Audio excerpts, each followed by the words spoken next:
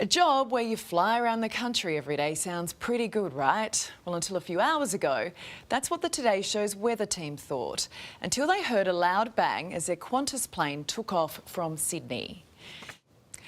Georgina Lewis and Wayne Hylard were on that flight and they joined me from Sydney Airport. So we're so glad to see you're okay. I hear you've both had a few gins to settle the nerves. I've had one so far. Holding off.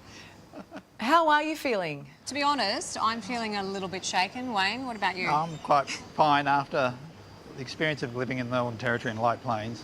This was quite all right. They handled it so well. I mean, I know I get on a plane every single day for work, but when something like that happens, it sort of exacerbates my fear.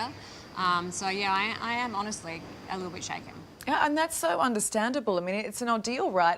And I think for many people, this is kind of their worst fear. It's hard to just shake off. Yeah, I think when we heard that bang, we were taxiing down the runway, and then just as the nose took off into the air was when the loud bang happened, and everyone sort of looked around and there was like an audible gasp. I heard it. I was like, something's not right. I could tell something was wrong because we didn't lift. Normally out of Sydney you lift straight up. This was just a very slow climb. And then the plane turned and I could tell we were heading back, and I thought there's definitely a problem, we're going back to land. But there was no word said for a good 10, 15 minutes. You've got about 10 to 15 minutes where you know something is wrong, but you don't know what exactly. It was that moment that you see on news stories, and it was like, I mean, I was sitting in my plane seat quietly panicking, but it was like, okay, I need to start texting people and telling them that there's a problem with this plane. We could see the airport and we could see the smoke on the runway, and I didn't click that it was from our engine. The bits must have flown out and exploded and set the grass fire off. And it wasn't until I got on the ground and met on the ground, they said, no, that was caused by your plane. What you were just saying there, Georgina, with the work you do, I mean, you're Tim Davies, very talented weather producer. Wayne, you're a gifted cameraman. Part of the problem sometimes when you work in this job is you know too much. You've covered too many stories like this. So how do you stop yourself from going to, on your brain, from going to the worst case scenario? Working in news for such a long time, decades, I went straight to worst case scenario.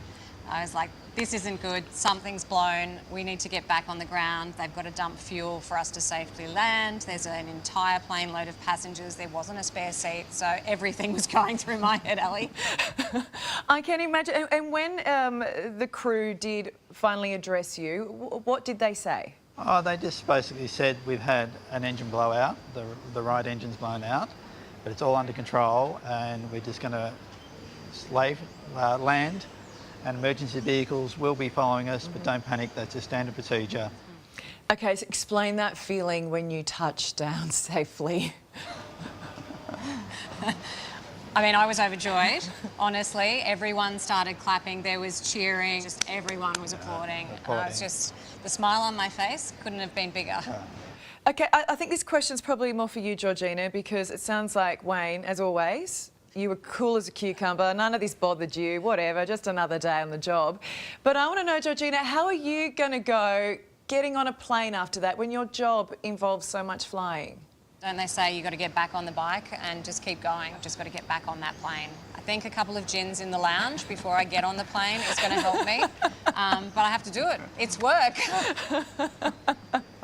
That's it. Oh, and look, you know, one question. You guys are flying for work. Where is Tim Davies?